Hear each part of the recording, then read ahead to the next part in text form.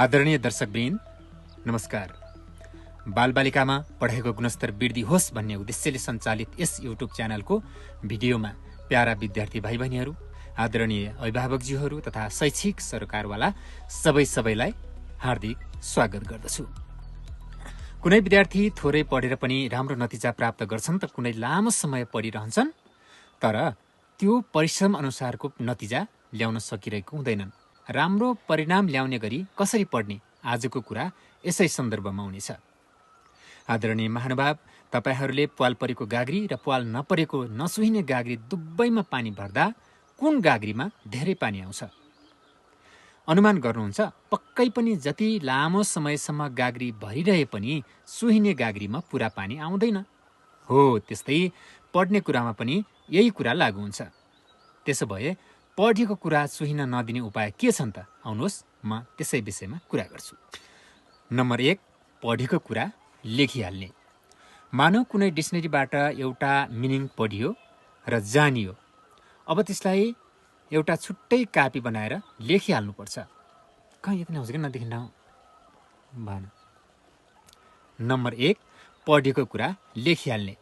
मानौ ठुलो डिक्सनरीबाट एउटा मिनिङ पढियो र जानियो, अब त्यसलाई एउटा छुट्टै कापी बनाएर लेखिहाल्नुपर्छ। पढेको कुरा लेखियो भने दिमागले राम्रोसँग सेभ गर्छ र नबिर्सिने हुन्छ। परीक्षामा सजिलै त्यसको प्रयोग गर्न सकिन्छ। यसरी नछुइने गाग्रीको पानी कहिल्यै नघटे जस्तै दुःख गरी पढेको कुरा छुइँदैन, बिर्सिँदैन र हराउँदैन। नम्बर 2, हामीले पढेको कुरा लेखेको हुन्छौँ नि, हो त्यही कुरालाई फेरि भोलिपल्ट पनि पढौँ, फेरि 1 हप्तापछि पढौँ, फेरि 3 हप्तापछि पढौँ र 1 महिनापछि पढौँ। यसरी पढेको कुरा कहिल्यै पनि बिर्सिँदैन, दिमागमा स्थायी भएर बस्छ र परीक्षामा सजिलै यसको प्रयोग गरेर लेख्न सकिन्छ। यस विधिबाट पनि पढेको कुरा छुइँदैन, हराउँदैन र घट्नबाट बचाउन सकिन्छ। नम्बर 3, हामी कुनै पनि विषयवस्तु दुःख गरेर पढ्छौँ, त्यो कुरालाई लेखेर सुत्ने कोठाको भित्तामा टाँस्ने हो भने सुत्नु अगाडि र बिउजिने बित्तिकै हाम्रो आँखा त्यहीँ जान्छ, हाम्रो ध्यान अन्त जाँदैन र पढेको कुरा पटक पटक हेरिरहँदा दिमागमा स्थायी भएर बस्छ अनि यसरी पढेको कुरा दिमागबाट छुहिन पाउँदैन, हराउन पाउँदैन र बिर्सँदैन। नम्बर 4, दुःख गरेर जानेको, पढेको र कण्ठ गरेको कुरा अरू साथीहरूलाई सेयर गर्दा आफूलाई सम्झनामा आइरहन्छ र साथीले पढेको कुरा पनि आफूले सुन्न पाउँदा थप ज्ञान वृद्धि हुन्छ। साथीसँग छलफल गरेर पनि पढेको कुरा हराउनबाट, छुइनबाट जोगाउन सकिन्छ।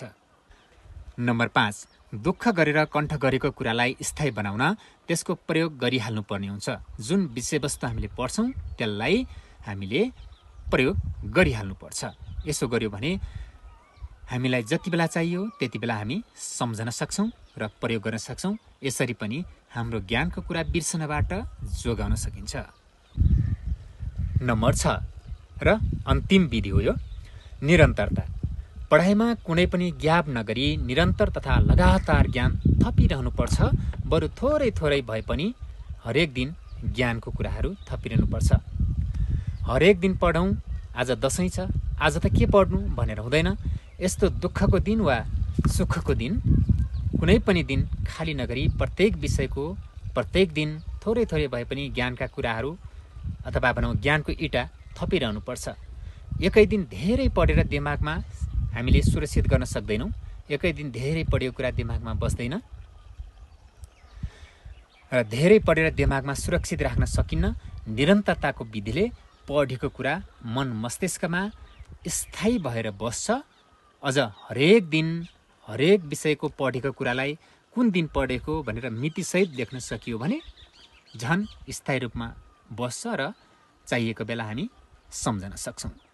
प्यारा भाइ बहिनी, तपाईँहरू धेरैले यी विधि प्रयोग गरेर प्वाल परेको गाग्रीमा पानी चुइए जस्तै आफ्नो ज्ञानको गाग्रीबाट ज्ञान चुहिन दिनुभएको छैन।